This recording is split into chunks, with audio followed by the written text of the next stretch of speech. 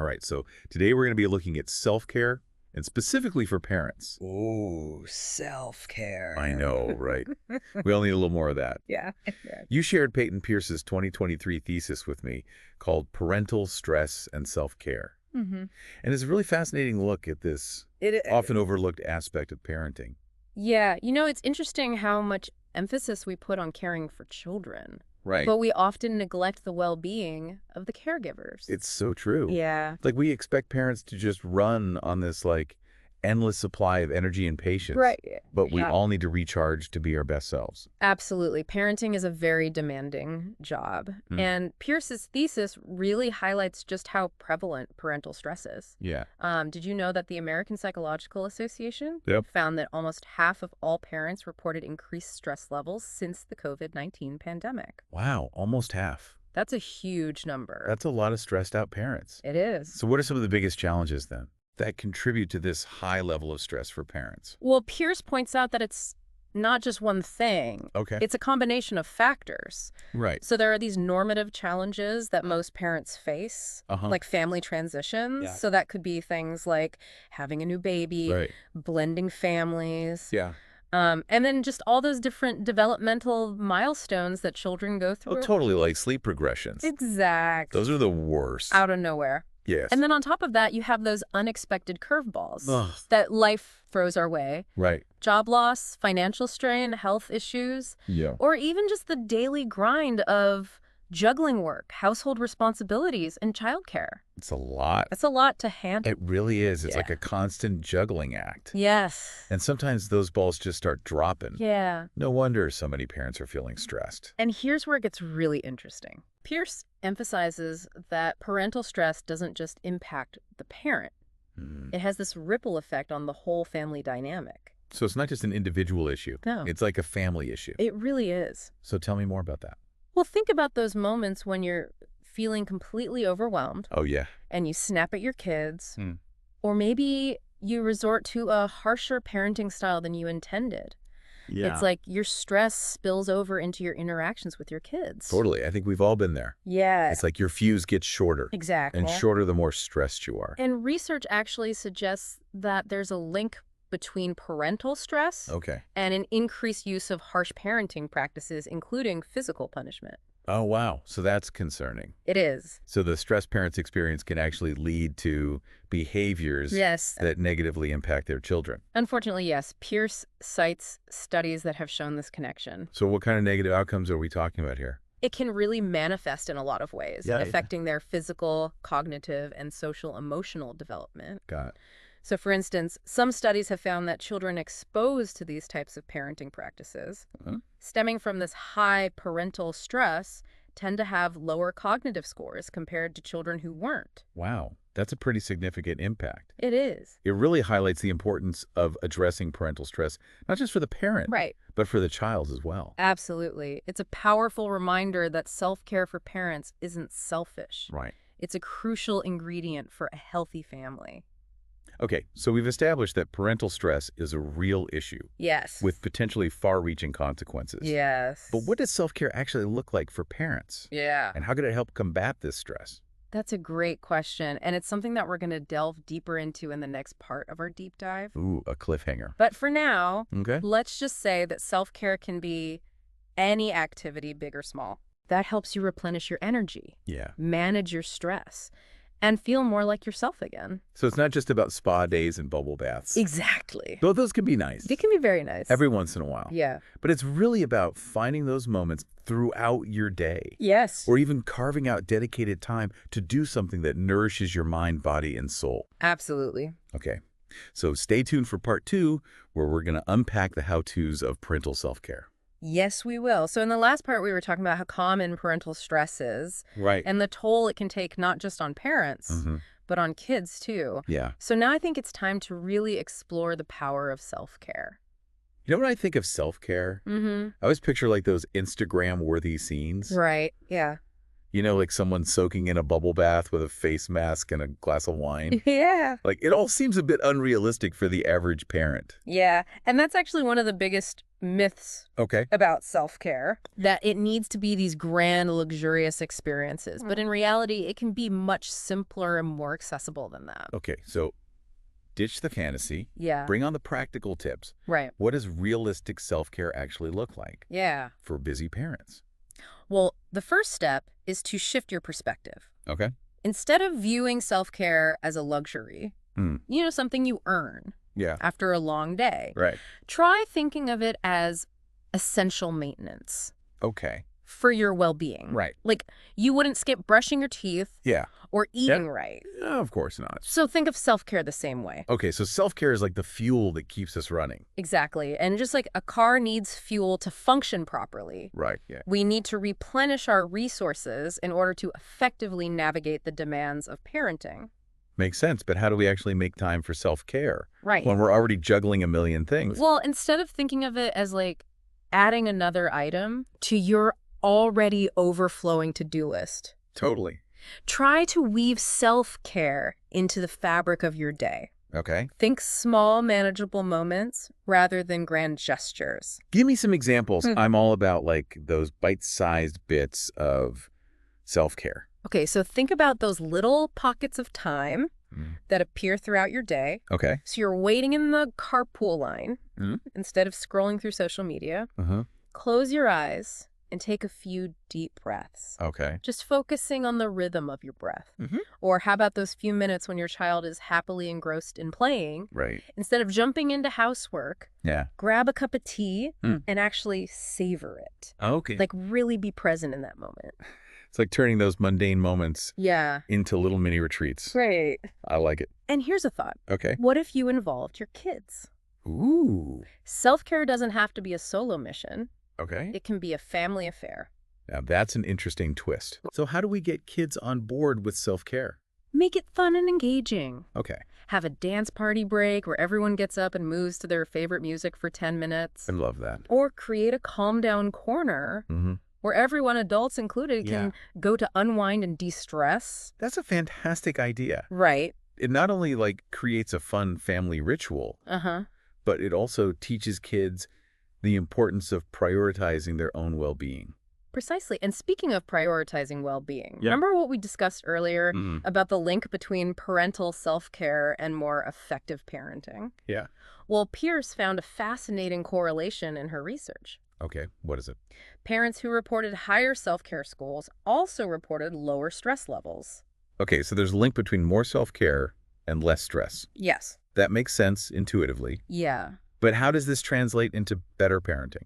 Well, when you have lower stress levels, it can help you approach parenting challenges Okay. with more patience and intention. Right. Think about it when you're feeling calmer and more centered. Yeah. You're less likely to react impulsively Mm-hmm. or resort to harsh discipline. Right. It's like having a bigger emotional toolbox Exactly. to draw from. Self-care equips you with the resources to respond thoughtfully Yeah. rather than react emotionally. Okay. And remember that authoritative parenting style we discussed earlier? The one that's considered the most beneficial for children's development. That's the one. Okay. Being that kind of parent-responsive, demanding, patient understanding, Right. it takes a lot of energy and emotional bandwidth. It does. Self-care is like the secret ingredient that helps parents show up in that way. It's like fueling the authoritative parenting engine. Right. But here's a question I've been pondering. Okay. How does a parent's self-care specifically impact their child's development? We know kids are little sponges, Yeah. soaking up everything around them. You're absolutely right. Children are incredibly attuned to their parents' emotional states. Right. They pick up on those subtle cues. Yeah. Our facial expressions, tone of voice, even our energy. Totally. So if a parent is constantly stressed and frazzled, Yeah. the child is going to sense that and internalize it. That makes me think about like how my own stress sometimes impacts my kids. Yeah, It's like they can feel it in the air. exactly. And it can create a sense of insecurity and anxiety in children. Right. But on the other hand, when parents make self-care a priority, Huh? it creates a more stable and nurturing environment. Okay. Children see their parents taking care of themselves, Right. taking breaks, exercising, connecting with friends, Yeah. and it sends a powerful message. What's that? Taking care of your well-being is important. It's like modeling healthy coping skills for your kids. Precisely. And those early experiences Yeah. can shape a child's understanding of how to manage their own emotions and navigate life's challenges. So it's not just about the parent feeling better. It's about setting the stage for the child's own emotional well-being. Exactly. It's about fostering a more harmonious Yeah. and resilient family unit where everyone thrives. I like that. Yeah. And that brings us to the next part of our deep dive, Okay. where we'll explore some specific strategies Ooh. for incorporating self-care into your busy life, Yes. even when it feels like there's no time. So stay tuned for part 3, where we're going to get down to the nitty-gritty We will. of making self-care a reality for every parent. Yeah. Okay, welcome back to our deep dive into parental stress and self-care. It's been a journey. It has been an eye-opening one, I have to say. Yeah. So we've talked about the prevalence of parental stress. Right. We've explored the science behind self-care. Yeah. And we've kind of discovered this powerful connection between a parent's well-being and their ability to, parent effectively. Yes. So now I think it's time for like the grand finale. Great. We're diving into the practical stuff. So those actionable tips and strategies that you can actually implement in your busy life as a parent. Let's do it. So let's ditch those unrealistic images of self-care Yeah. and get down to what truly works Right. for parents like you. So I'm all ears.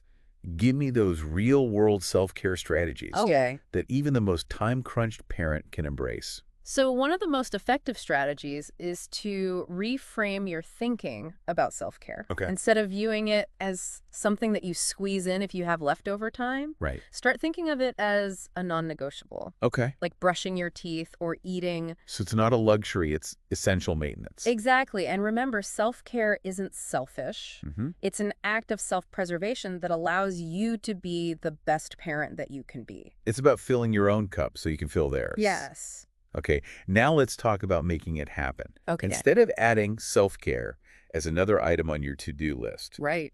try weaving it into the fabric of your day. Yeah. Think small, manageable moments. Exactly. So what are some examples of these small moments of self-care? Think about those pockets of time that naturally occur throughout your day, waiting in the carpool line. Yep.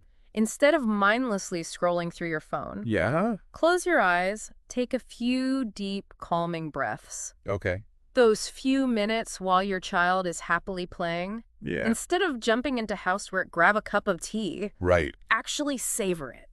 Okay. Really be present in that moment. It's like turning those mundane moments into mindful pauses. Exactly. Yeah. And here's a bonus tip. Involve your kids. Oh, okay. Turn self-care into a family affair. How do we do that? Make it fun and engaging. Okay. Have a dance party break where everyone gets up and grooves for like 10 minutes. Love it. Create a calm down corner with pillows, blankets, calming activities. Right. Where everyone can go to unwind. That's fantastic. It's creating a family culture Yes. that values well-being. Exactly. I like it. And remember that scheduling dedicated me time, even if it's just for 15-30 minutes each day, can make a huge difference. It's hard. It can be hard, but Especially with kids. treat it like an important appointment Okay. and protect that time fiercely. Okay, so what about for those parents who are juggling everything solo, like single parents? Right.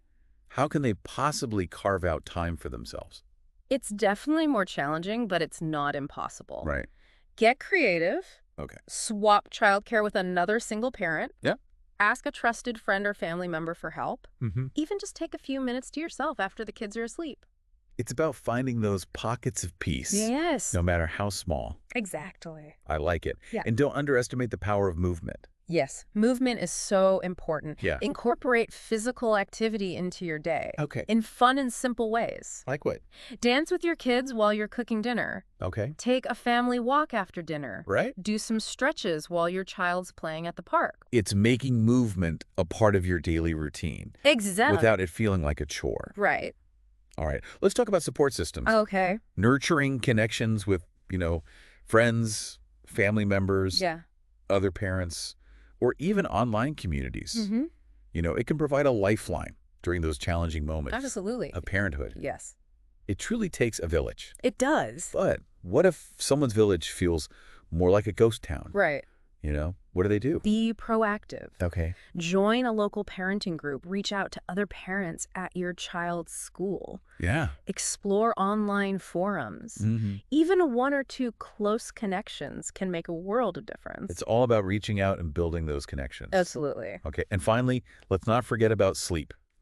Oh, yes, sleep. I know it can feel like an elusive dream for parents, It can. but even small improvements can make a big impact. It really can. So any tips for those of us who feel like sleep is a distant memory? Consistency is key. Yeah. Establish a regular sleep schedule for yourself, even on weekends, Right. and create a relaxing bedtime routine. Yeah.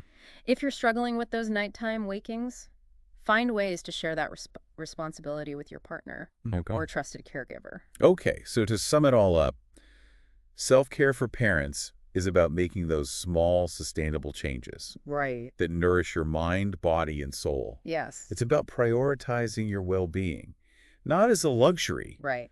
but as a necessity. It is. And remember, you don't have to do it all perfectly. No, you don't. Just start with one small step and build from there. That's right. This has been such an insightful conversation. It has. I feel like I have a whole new perspective on self-care. Me too. And with that, we'll wrap up our deep dive into parental stress and self-care. Okay. We hope you found this episode helpful and inspiring. We do. And remember, you're not alone in this journey. You're not. Take care of yourselves, and we'll see you next time on The Deep Dive. Bye.